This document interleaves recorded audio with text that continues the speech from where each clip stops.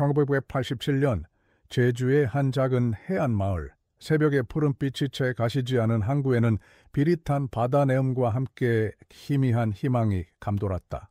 어선 해룡호는 만선의 꿈을 싣고 떠날 채비를 마친 채 조용히 물결에 몸을 맡기고 있었다.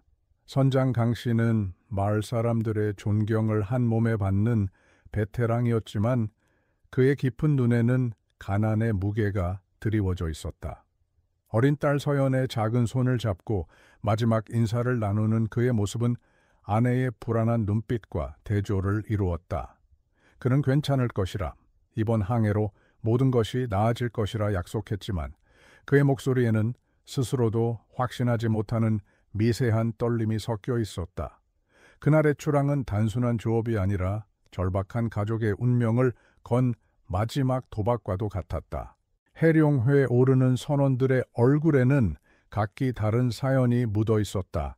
강 선장의 처남인 김 씨는 주머니 속 부적을 만지작거리며 심상치 않은 하늘을 걱정스럽게 올려다 보았다.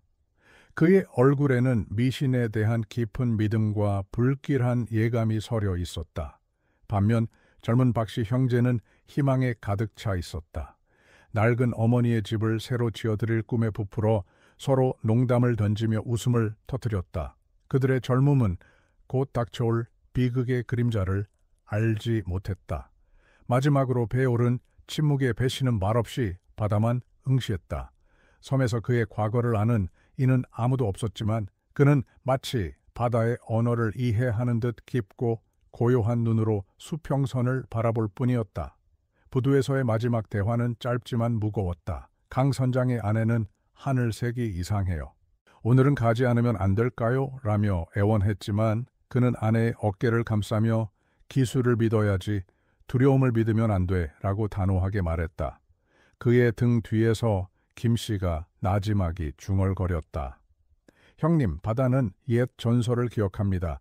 오늘은 용왕님이 노하시는 날일지도 몰라요. 강 선장은 그저 쓴웃음을 지으며 그의 어깨를 두드릴 뿐이었다.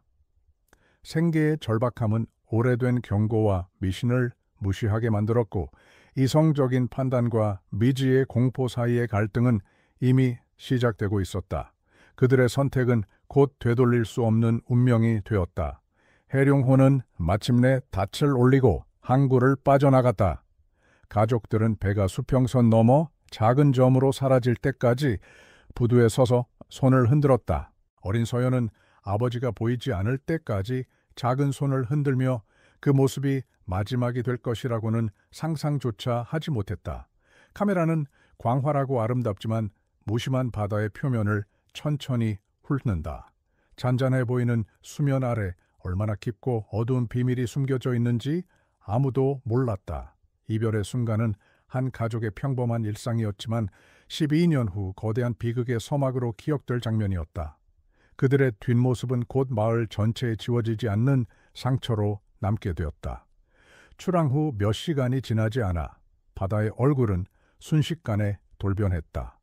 맑았던 하늘은 마치 멍든 것처럼 짙은 보라색으로 물들었고 잔잔하던 파도는 집어삼킬 듯한 거대한 괴물로 변해 해룡호를 격렬하게 흔들었다. 선원들의 얼굴에서 자신감은 사라지고 원초적인 공포가 자리 잡았다. 갑판 위는 아수라장이었다. 서로를 부르는 고함 소리, 부서지는 파도 소리, 배의 선체가 비명을 지르는 소리가 뒤섞여 거대한 불협화음을 만들어냈다. 그것은 단순한 폭풍이 아니었다. 마치 특정한 의지를 가진 거대한 존재가 해룡호를 표적으로 삼은 듯 비정상적이고 국지적인 분노가 그들을 덮쳤다. 이 이야기가 마음에 드셨다면 구독하고 어느 지역에서 시청하고 계신지 댓글로 남겨주세요. 그 시각 해안가에서 낡은 그물을 손질하던 한 늙은 어부는 먼 바다의 이상한 기운을 감지했다. 그의 경험 많은 눈에는 국지적으로 몰아치는 폭풍의 모습이 기이하게 보였다. 마치 하늘의 거대한 구멍이 뚫려 그곳으로만 분노를 쏟아내는 듯 했다. 그는 해룡호가 거대한 파도와 사투를 벌이는 작은 실루엣을 희미하게 목격했다. 순간 바람과 상관없는 섬뜩한 한기가 그의 등골을 스쳤다. 이것은 평범한 자연 현상이 아니었다. 바다가 무언가에게 경로하고 있다는 깊고 불안한 직감이 그의 온몸을 꿰뚫었다. 그는 자신도 모르게 마른 침을 삼키며 불길한 광경에서 눈을 떼지 못했다. 폭풍이 거짓말처럼 사라지고 며칠이 지났다. 해경의 수색 작업이 시작되었지만 바다는 아무것도 돌려주지 않았다. 파편 하나, 기름띠 하나, 시신 한 구도 발견되지 않았다. 해룡호와 5명의 선원들은 마치 처음부터 존재하지 않았던 것처럼 감쪽같이 사라졌다. 마을은 믿을 수 없는 비극의 깊은 침묵과 슬픔의 장막으로 뒤덮였다. 남겨진 가족들은 매일같이 항구에 모여 텅 빈 수평선을 바라보았다. 시간이 흐를수록 희망은 파도에 씻겨나가고 그 자리에는 체념과 끝없는 질문만이 남았다. 바다는 왜 그들을 데려갔는가? 그리고 어디로 데려갔는가? 사건은 공식적으로 조업 중 발생한 비극적인 사고로 종결되었다. 하지만 마을 사람들은 수군거렸다. 그들은 김 씨의 경고와 부자연스러웠던 폭풍 그리고 바다의 신을 노하게 만들었다는 오랜 전설에 대해 이야기했다. 해룡호의 실종은 단순한 해난 사고를 넘어 바다의 분노에 대한 경고이자 마을의 끔찍한 전설이 되었다. 아이들에게는 함부로 바다를 넘보지 말라는 무서운 이야기로, 어른들에게는 가슴에 묻은 지워지지 않는 상처로 남았다. 1987년 그날의 비극은 그렇게 해결되지 않은 미스터리로 봉인되었고 12년 후 더 거대한 진실의 문을 열게 될 씨앗을 남겼다. 12년이 흐른 1999년의 제주는 새 천년을 앞두고 변화의 바람이 불고 있었다. 한서연은 이제 32세의 유능한 해양 지질학자가 되어 있었다. 그녀는 아버지를 앗아간 바다를 과학이라는 이성의 언어로 철저히 분석하고 이해하려 했다. 그녀의 세계는 논리와 데이터로 구축되었으며 섬에 짙게 깔린 전설과 미신을 애써 외면하는 방식으로 과거의 상처와 거리를 두었다. 아버지에 대한 희미한 기억은 그녀에게 바다를 향한 집요한 탐구심을 심어주었다. 그것은 아버지를 이해하려는 몸부림이자 동시에 바다로부터 답을 얻어내려는 그녀만의 싸움이었다. 그녀의 합리적인 태도는 미지의 공포에 맞서는 갑옷과도 같았다. 어느 날 제주 해안에 대규모 수중 리조트를 건설하는 거대한 관광 개발 프로젝트가 발표되었다. 서연이 속한 연구팀이 바로 그 부지의 해저 지형 탐사를 맡게 되었다. 공교롭게도 예정된 건설 지역은 12년 전 해룡호가 사라진 바로 그 해역 근처였다. 동료들이 미래의 청사진에 대해 들뜬 목소리로 이야기할 때 서연은 애써 무심한 표정을 지었지만 심장 한구석이 서늘하게 가라앉는 것을 느꼈다. 과거의 비극 위에 세워질 화려한 리조트 계획은 그녀에게 불편한 아이러니로 다가왔다. 그녀는 직업적 책임감으로 감정을 억눌렀지만 운명은 그녀를 다시 과거의 심연으로 이끌고 있었다. 탐사는 순조롭게 진행되는 듯했다. 최첨단 소나 장비가 해저 지도를 정밀하게 그려나가던 중 모니터 화면에 기이한 데이터가 나타났다. 견고한 현무암 집안이어야 할 곳에 거대한 공백, 즉 기록되지 않은 거대한 해저 동굴 시스템의 입구가 포착된 것이다. 동료들은 단순한 데이터 오류이거나 작은 용암 동굴일 것이라며 대수롭지 않게 여겼다. 하지만 서연은 그 검은 공백에서 눈을 뗄 수 없었다. 마치 살아있는 존재처럼 그녀를 끌어당기는 강력한 힘을 느꼈다. 그 순간 그녀의 이성적인 세계에 처음으로 설명할 수 없는 직감의 균열이 생기기 시작했다. 그녀의 내면에서 과학자로서의 이성과 아버지의 딸로서의 본능이 격렬하게 충돌했다. 이 비정상적인 끌림을 논리적으로 설명할 방법이 없었지만 서연은 그곳에 무언가 있다는 것을 확신했다. 그녀는 상세계 이상 지점에 대한 정밀 탐사를 강력하게 주장했다. 하지만 프로젝트 책임자는 예산 초과와 일정 지연을 이유로 그녀의 제안을 일축했다. 그는 서연의 집착이 비과학적이고 감정적이라며 비판했고 두 사람 사이에는 팽팽한 긴장감이 흘렀다. 서연은 처음으로 자신의 경력 전체를 걸어야 할지도 모르는 외로운 싸움을 시작해야 했다. 그날 밤 서연은 늙은 어머니를 찾아갔다. 72년의 세월은 어머니의 얼굴에 깊은 주름과 함께 지울 수 없는 슬픔을 새겨놓았다. 그녀는 딸의 계획을 듣자마자 창백해지며 손을 내저었다. 그 바다는 건드리는 게 아니야. 어떤 비밀은 파헤치지 않는 편이 모두를 위한 거란다. 어머니는 눈물을 글썽이며 애원했다. 바다는 기억하고 있어 굳이 잠들어 있는 슬픔을 깨울 필요는 없지 않니? 어머니의 간절한 만류는 서연의 마음에 무거운 죄책감과 함께 알 수 없는 두려움을 심어주었다. 그녀는 과학적 탐사와 어머니의 경고 사이에서 길을 잃었다. 수차례의 끈질긴 설득과 논쟁 끝에 서연은 마지못해 최소한의 인원과 장비로 예비 탐사를 승인받았다. 그녀의 오랜 다이빙 파트너이자 베테랑 잠수사인 민준이 팀에 합류했다.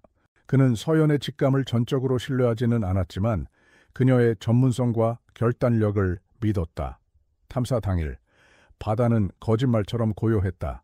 하지만 물밑으로 내려갈 준비를 하는 팀원들의 얼굴에는 무거운 침묵과 긴장감이 감돌았다. 마치 바다 전체가 숨을 죽이고 그들의 도전을 지켜보는 듯한 불길한 평온함이 그들을 짓눌렀다. 차가운 물속으로의 하강은 또 다른 세계로 들어가는 의식과 같았다. 깊어질수록 푸른빛은 사라지고 오직 어둠만이 남았다. 압력과 고독감이 온몸을 짓눌렀다. 마침내 그들은 소나 데이터가 가리키던 지점에 도달했다. 눈앞에 나타난 것은 상상 이상이었다. 거대한 암벽에 뚫린 동굴 입구는 마치 심해의 괴물이 입을 벌리고 있는 듯 모든 빛을 빨아들이는 절대적인 어둠으로 그들을 맞이했다. 그 압도적인 광경 앞에서 인간의 기술과 용기는 너무나도 초라하게 느껴졌다. 그들은 미지의 영역, 금단의 문턱에 서 있었다. 동굴 안으로 진입하는 순간 세상의 모든 소리가 사라졌다. 오직 자신들의 호흡 소리와 장비의 미세한 소음만이 칠흑 같은 어둠 속에서 울렸다. 물의 흐름조차 느껴지지 않는 부자연스러운 정적. 그곳은 시간이 멈춘 듯한 태고의 공간이었다. 서연은 마치 거대한 무덤에 들어온 것 같은 섬뜩함을 느꼈다. 손전등 불빛이 닿는 곳은 한정적이었고 그 너머의 어둠 속에는 무엇이 도사리고 있는지 가늠할 수 없었다.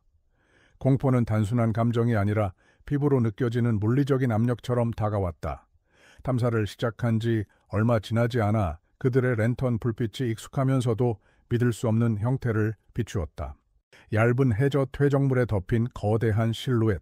조심스럽게 다가가 표면의 흙을 걷어내자 뱃머리에 새겨진 이름이 드러났다. 해룡호. 12년 전 흔적도 없이 사라졌던 바로 그 배였다. 배는 폭풍에 시달린 흔적 없이 마치 누군가 조심스럽게 가져다 놓은 것처럼 동굴 바닥에 온전한 모습으로 가라앉아 있었다. 서연의 심장이 멎는 듯했다. 공식적인 사고 기록과 모든 상식이 무너지는 순간이었다. 서연은 홀린 듯 장갑을 낀 손으로 차가운 선체를 어루만졌다. 그 순간 그녀의 뇌리에 1987년의 기억이 섬광처럼 스쳐 지나갔다. 부두에서 손을 흔들던 아버지의 모습, 자신을 향해 웃어 보이던 그 얼굴이 생생하게 떠올랐다. 단순한 지질 탐사였던 임무는 이제 그녀의 과거와 정면으로 마주해야 하는 끔찍하고도 개인적인 여정이 되었다. 과학적 호기심은 사라지고 그 자리에는 아버지를 찾아야 한다는 절박함과 진실에 대한 갈증, 그리고 미지의 공포가 뒤섞여 소용돌이쳤다. 해룡호 발견 소식은 제주 해안마을을 다시 한번 충격에 빠뜨렸다. 12년간 억지로 봉긴해 두었던 슬픔과 의문이 한꺼번에 터져 나왔다. 남겨진 가족들은 항구에 다시 모였다. 어떤 이는 오열했고 어떤 이는 신라 같은 희망에 부풀었으며 또 다른 이는 불길한 예감에 몸을 떨었다. 박씨 형제의 노모는 아들들의 이름을 부르짖으며 주저앉았고 김씨의 아내는 낡은 부적을 움켜쥔 채 창백한 얼굴로 바다만 바라보았다. 잊혔던 비극은 다시 현재가 되어 마을 사람들의 상처를 헤집기 시작했다. 서연의 팀은 동굴의 위험성 때문에 우선 배의 외부를 조사하기로 했다. 조사 결과는 미스터리를 더욱 증폭시켰다. 배에는 암초에 부딪히거나 폭풍에 파손된 흔적이 전혀 없었다. 대신 선체 측면에는 길고 깊게 파인 기이한 긁힌 자국들이 남아 있었다. 마치 동굴 안에서 거대하고 날카로운 무언가에 의해 긁힌 듯한 상처였다. 이것은 해룡호가 폭풍을 피해 동굴로 피신한 것이 아니라 동굴 안에서 무언가와 사투를 벌였을 가능성을 시사했다. 논리적으로 설명되지 않는 증거들이 계속해서 발견되었다. 외부 조사가 막바지에 이르렀을 때 갑자기 통신 장비에서 기이한 소음이 흘러나왔다. 단순한 잡음이 아니었다. 심해 생물의 울음소리 같기도 하고 거대한 기계가 내는 저주파음 같기도 한 소름 끼치는 소리였다. 소음은 몇 초간 이어지다 끊겼다. 다이빙 파트너 민주는 장비 결함일 것이라며 애써 태연한 척했지만 서연은 등골이 오싹해지는 것을 느꼈다. 그것은 마치 동굴 자체가 내는 신음소리 같았다. 누군가 혹은 무언가가 자신들을 지켜보고 있다는 원초적인 공포가 그녀를 엄습했다. 육지로 복귀한 서연은 밤을 새워가며 데이터를 분석했다. 하지만 퍼즐 조각은 맞춰지지 않고 오히려 어긋나기만 했다. 폭풍을 피하려던 배가 왜 이렇게 복잡하고 깊은 동굴 속까지 들어왔을까? 외부의 상처는 어떻게 설명할 것인가? 수많은 질문들이 그녀의 머릿속을 맴돌았지만 과학은 답을 주지 못했다. 그녀는 자신의 지식과 이성이 거대한 미스터리 앞에서 얼마나 무력한지를 절감했다. 잠들지 못하는 밤, 그녀는 12년 전 아버지도 이런 혼란과 공포를 느꼈을지 모른다고 생각했다. 결국 서연은 결단을 내렸다. 다시 동굴로 들어가 해룡호 내부에 진입해야만 했다. 선원들의 행방과 항해 일지를 찾아야 모든 의문을 풀 수 있었다. 그녀의 결정에 팀원들은 주저했다. 그들 역시 그 동굴에 불길하고 압도적인 기운을 피부로 느꼈기 때문이다. 하지만 진실을 향한 서연의 집념은 그들의 두려움을 압도했다. 그들은 알지 못했다. 그 결정이 그들을 단순한 미스터리의 해결이 아닌 인간의 이성으로는 감당할 수 없는 태고의 공포와 마주하게 할 것이라는 사실을 말이다. 이제 두 번째 탐사의 준비가 시작되었다. 첫 번째와는 비교할 수 없을 정도의 긴장감이 팀 전체를 짓눌렀다. 그들은 이제 자신들이 마주한 것이 단순한 난파선이 아님을 알고 있었다. 그것은 12년간 심해의 어둠 속에서 비밀을 간직한 채 잠들어 있던 비극의 무대였다. 서연은 아버지의 흔적을 찾기 위해 그리고 무엇보다도 자기 자신을 짓누르는 과거의 그림자에서 벗어나기 위해 다시 시면으로 들어갈 준비를 마쳤다. 해룡호의 문을 여는 순간 12년 전의 진실이 그 끔찍한 모습을 드러낼 터였다. 마을에서는 서연의 탐사를 둘러싸고 온갖 소문이 무성했다. 어떤 이들은 그녀가 마을의 저주를 깨울 것이라며 비난했고 다른 이들은 그녀가 억울하게 죽은 넋을 달래줄 것이라며 기대를 걸었다. 그녀는 영웅기자 동시에 재앙의 씨앗이 되었다. 그녀의 어깨에는 이제 개인적인 슬픔을 넘어 마을 전체의 묵은 상처와 기대 그리고 두려움까지 짊어지게 되었다. 바다는 여전히 말이 없었지만 서연은 그 침묵 속에 감춰진 끔찍한 진실의 목소리를 듣기 시작하고 있었다. 서연은 탐사 전날 밤 아버지의 낡은 사진을 꺼내보았다. 사진 속에서 젊은 아버지는 환하게 웃고 있었다. 그녀는 아버지에게 묻고 싶었다. 그날 대체 무슨 일이 있었던 거냐고, 왜 돌아오지 않았느냐고. 하지만 사진 속 아버지는 대답이 없었다. 그녀는 사진을 가슴에 품고 다짐했다. 어떤 진실이 기다리고 있더라도 결코 외면하지 않겠다고. 아버지가 마지막으로 보았을 그 어둠 속으로 직접 들어가 모든 것을 자신의 눈으로 확인하겠다고. 탐사 장비들이 다시 배에 실리고 팀원들은 각자의 위치에서 마지막 점검을 했다. 이전의 탐사와는 달리 이번에는 누구도 쉽게 농담을 던지지 않았다. 모두의 얼굴에는 비장함이 서려 있었다. 그들은 단순한 해저 동굴이 아니라 5 남자의 운명을 삼켜버린 미지의 무덤으로 향하고 있었다. 수면 위로 떠오른 해룡호의 잔해는 없었지만 그 존재감은 바다 전체를 무겁게 짓누르며 그들을 기다리고 있었다. 서연은 심호흡을 하며 차가운 바닷물에 몸을 담갔다. 물의 감촉이 그 어느 때보다 차갑고 생경하게 느껴졌다. 그녀의 눈은 오직 하나의 목표, 동굴 속 해룡호를 향하고 있었다. 그녀의 여정은 이제 과학적 탐사를 넘어 아버지의 마지막 길을 뒤따라가는 의식이 되었다. 그녀는 진실을 밝히기 위해 어둠 속으로 내려가고 있었지만 어쩌면 그 어둠 자체가 그녀가 찾아야 할 궁극적인 답일지도 몰랐다. 팀이 다시 동굴 입구에 도달했을 때 그들은 이전에는 느끼지 못했던 미세한 변화를 감지했다. 동굴 안에서 아주 희미한 물의 흐름이 느껴졌다. 마치 잠들어 있던 거인이 숨을 내쉬는 것처럼 동굴이 그들을 안으로 끌어당기고 있는 듯한 착각을 불러일으켰다. 민준이 서연을 바라보며 괜찮냐는 신호를 보냈고 서연은 고개를 끄덕였다. 후퇴는 없었다.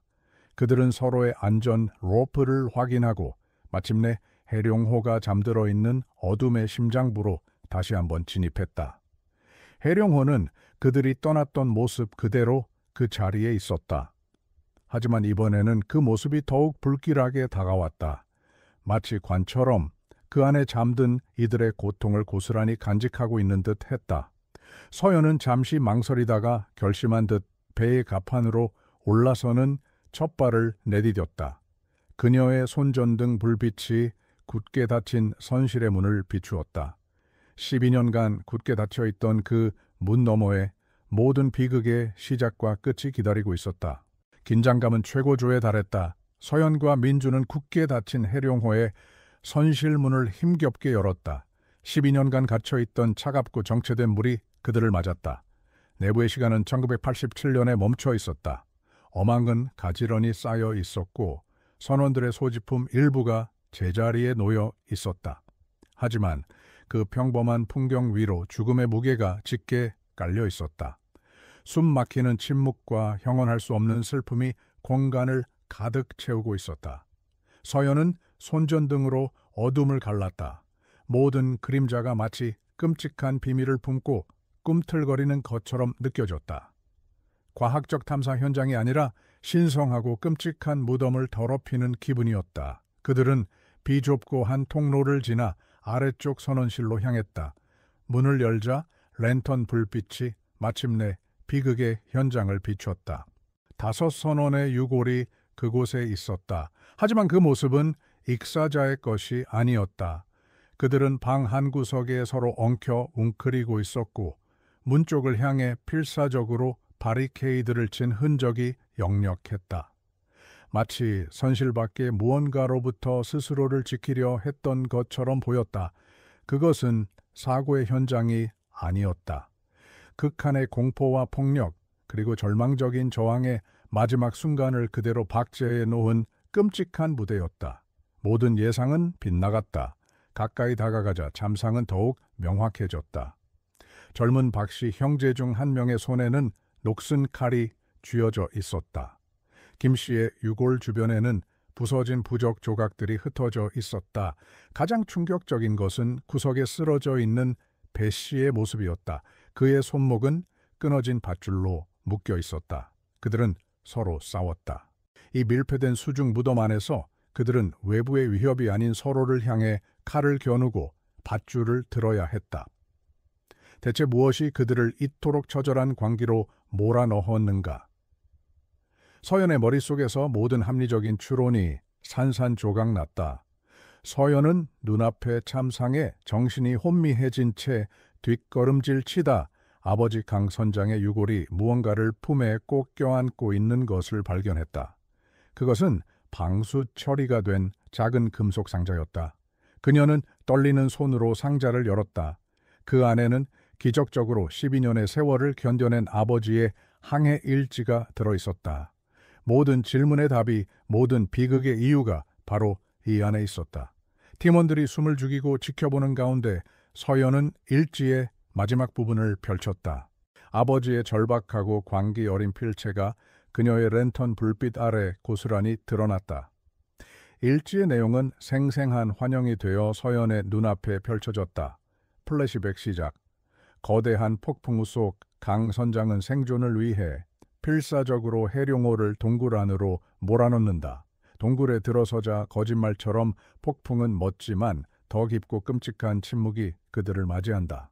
창백해진 김씨가 동굴벽에 기이한 암각화를 가리키며 이곳이 금음진인, 즉 소리를 금하는 신성한 장소이자 잠든 것을 깨워서는 안 되는 무덤이라고 속삭인다. 선원들의 얼굴에 안도감 대신 새로운 종류의 공포가 번지기 시작한다. 플래시백 계속. 빛 한 점 없는 어둠 속에서 시간 감각이 사라져간다. 그리고 그 소리가 시작된다.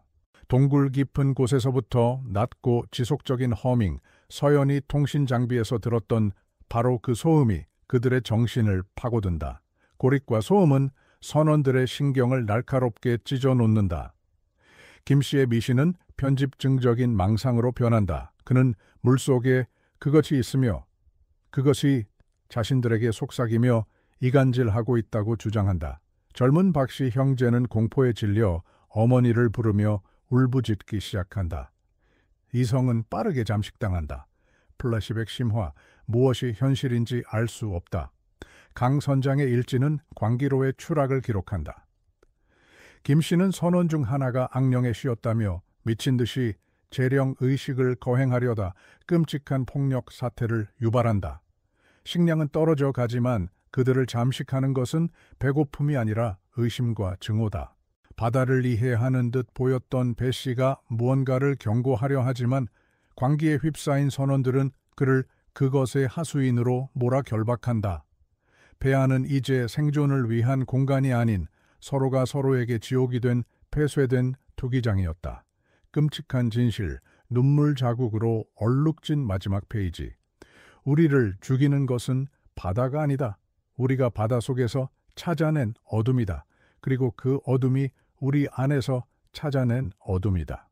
일지는 피로 얼룩진 마지막 난투극을 암시하며 끝난다. 진실은 드러났다. 그들은 바다의 희생자가 아니었다. 동굴 속에서 깨어난 태고의 존재가 그들의 가장 깊은 곳에 숨어있던 광기를 끄집어냈고 서로를 괴물로 만들어 사륙하게 만든 것이었다. 서연은 일지에서 고개를 들었다. 그녀의 얼굴은 순수한 공포로 일그러져 있었고 동굴의 압도적인 존재감이 그 어느 때보다 선명하고 악의적으로 그녀를 짓눌렀다. 공포에 질린 서연과 민주는 미친 듯이 동굴을 빠져나왔다. 뒤따라오는 어둠이 마치 살아있는 존재처럼 그들의 발목을 잡는 듯 했다. 수면에 도달해 마스크를 벗어 던지고 거친 숨을 몰아쉬는 순간 그들은 비로소 지옥에서 탈출했음을 실감했다. 하지만 동굴의 깊은 침묵과 압도적인 공포는 그들의 정신의 낙인처럼 새겨져 함께 올라왔다. 육지의 햇살은 따스했지만 그들의 내면에 자리 잡은 한기는 결코 가시지 않았다. 그들은 단순한 난파선을 발견한 것이 아니었다. 인간의 이성이 감당할 수 없는 태고의 비밀을 엿본 대가는 무겁고도 끔찍했다. 사건의 후폭풍은 거셌다. 유골은 조심스럽게 수습되었고 해룡호는 그 자체로 거대한 증거물이자 무덤으로서 동굴 안에 남겨졌다. 공식 조사는 신속하게 이루어졌지만 진실은 대중이 받아들일 수 있는 형태로 교묘하게 각색되었다. 최종 보고서는 장기간의 고립과 산소 부족이 야기한 극심한 심리적 스트레스가 집단 정신 이상으로 이어졌다고 결론 내렸다. 강 선장의 항해 일지는 일부만 인용되었으며 존재나 속삭임 같은 구절은 이성을 잃어가는 한 인간의 광적인 망상으로 치부되었다. 끔찍한 진실은 차갑고 이성적인 의학 용어와 심리학적 분석 아래 안전하게 묻혔다. 야심찼던 수중 리조트 프로젝트는 조용히 백지화되었다. 공식적인 이유는 지질학적으로 불안정하고 위험한 동굴 시스템의 발견이었지만 모두가 진짜 이유를 알고 있었다. 끔찍한 비극이 일어난 장소에 호화로운 리조트를 지을 수는 없었다. 개발 세계는 막대한 금전적 손실이었지만 마을 노인들에게는 안도의 한숨이었다. 동굴 입구는 영구적으로 폐쇄되었다.